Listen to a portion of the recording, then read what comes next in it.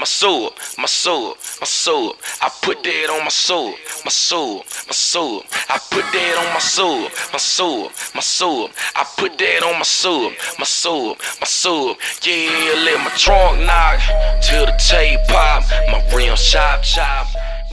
I mean, this is your tour. You know what I mean? Yeah. You've done you've jumped on a lot of other tours, and you know, you've been a part of the tour, but this is yours. What's so different about it being your tour this time? I mean, I get to see like my core fan base, like the people that really know the music, that when heard K.R.I.T was here, and that got Returnof4eva. You know what I'm saying? And that's kind of how you can judge off what markets you need to go about as far as kind of pushing hard as far as the music, hard copies, or really paying attention to radio and promotion and things of that nature.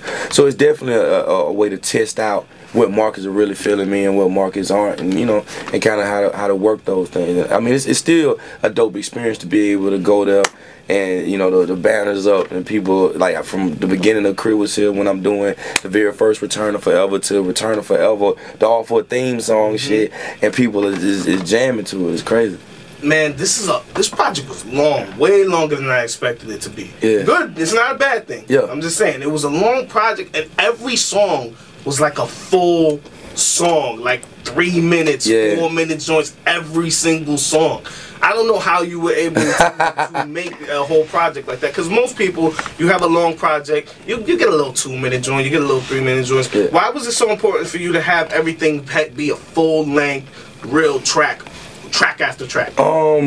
Primarily because it was more about me proving that I could drop another solid project. And K.R.I.T came out like a year ago, and so I wanted to give people enough music, you know, to kind of build up a confidence that when I do drop a major label album, to go, you know, to the stores and buy it. And then as a producer, sometimes I just want to do so much as far as the production of the song, dynamic, adding bridges, and you know, extending the chorus at the end, and you know, just kind of making the song more entertaining.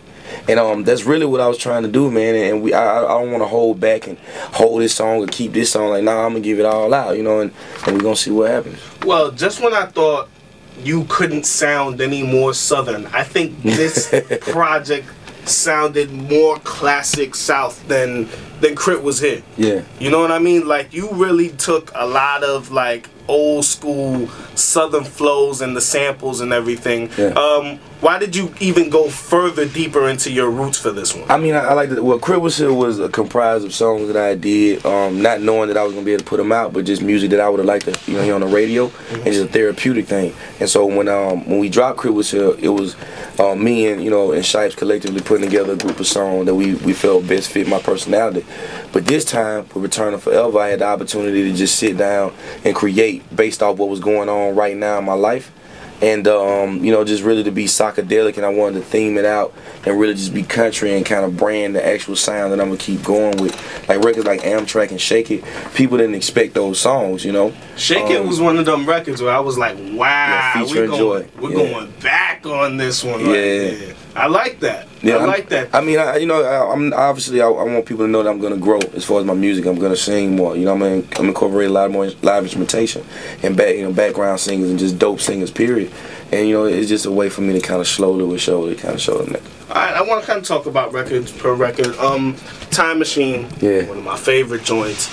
And I first heard it when it came out, and it was just you on it. Oh yeah, that wasn't supposed to happen like that. You know, shit happens, leaks in here and there. But what made you put Chamillionaire on the record? Because I think that was one of the most stellar Chamillionaire verses I've heard in a while. Yeah, I mean, Camille, man, I've definitely been a fan of Chamillionaire since, you know, Color Change and Click, you know, Big Swangers and Vogues, like, you know what I'm saying? And so I did the My World record with him. And you know, and I was like, man, just the sound and the swing of the track, it just made sense, and he went in on it. He did. Again, for me to be able to have the session file, to be able to kind of mix the music and, you know, and break the beat down around his vocals and just tailor make it, it just makes it all the better when the song actually comes out. Finally working with Banner on the joint. Yeah. You got to talk about that. Hey, Give me the whole session, everything. I mean, at the end of the day, you know, Banner's definitely a mentor to me, you know what I'm saying? He definitely, you know, kind of gives me a lot of knowledge about the game, and, you know, just uplifting and encouraging, you know, things as far as just how music, you know, and it was only right that I reached out to him for that kind of record, because it just got that feel that, you know, that he's known. Yeah, record. Yeah, you know, and it was sucking out extra country, and then at the same time, it's like about me and him doing a record when we, you know, we felt ready to do a song, not when everybody expected us to.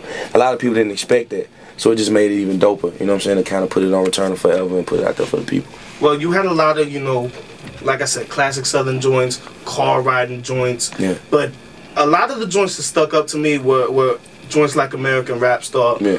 where it seems like you're kind of talking about this transition you're going through right now.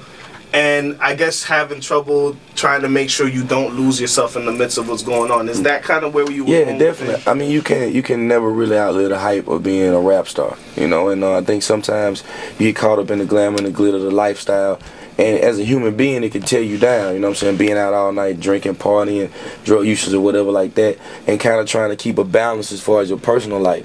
And I just wanted to kind of touch on those bases in the song and being in a position where you know your music is dope, but people may not listen to it because of what industry may have conformed to, just the honesty that you want to convey in your music, but you can't because, you know, it's a certain, you know, the club record or having the pop song, and just kind of trying to talk about all that in one song, you know. Was this kind of the, like, here, I'm dropping this project just so y'all know I'm still K.R.I.T. So when whatever happens when I go major, don't forget about this project, because you know what I'm saying, I'm not losing myself, I'm just doing what I have to do. Was it because that's kind of the feel I got? Yeah, I mean, well, I'm still gonna be myself. I can't help but be country, you know. So with that being said, people shouldn't expect me to change up. If anything, I'm learning, you know, every day. I go through new experiences every day. The journey changes, and I just pray that, you know, the people that listen to my music will, you know, kind of take the journey with me and grow with me, you know, and definitely as listeners.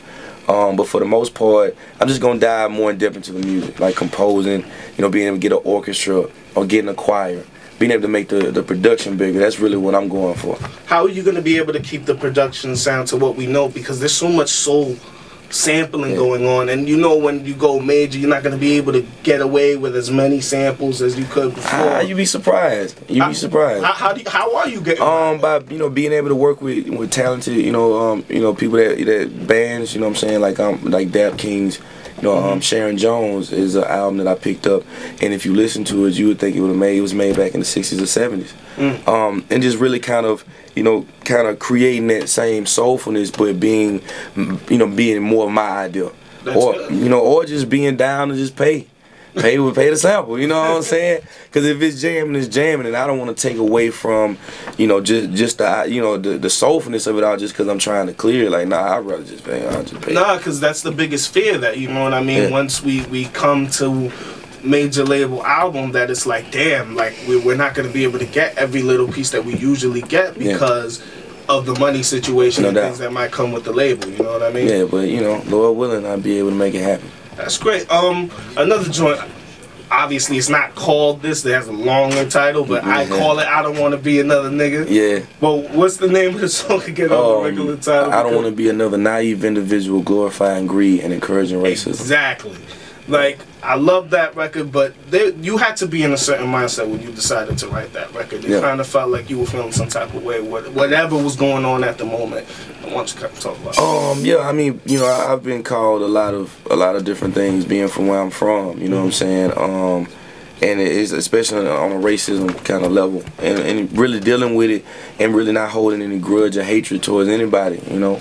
And so when it came to the record, I wanted to write the verses and break them up in a way that you don't really know what race I'm talking about. You know, the first verse is about somebody that's extremely selfish, you know what I'm saying, and really doesn't see it. This really just is about them, and that's it. You know, the second verse is about somebody that might use the youth, you know what I'm saying, in order to get what they want, be it greed, you know, be it money, cars, women, whatever. And the third verse is about somebody that, you know, came from a place that they know people didn't have, and then got to a point and then just forgot about everybody.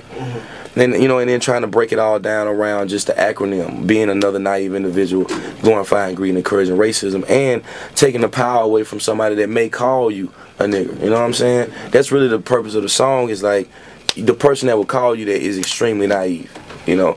And that's really where I was trying to go with that record. How's the progress coming with the project with you and Yella? Oh man, we still trying to put it together, man. Yella is finna go out on tour, Wu-Tang, you know what I'm saying, UK tour. he doing a lot, and then we on tour Returnof4eva. But Lord willing, we can get in the studio and work. Cause just like I enjoy the collective effort in the studio environment, I know he does too.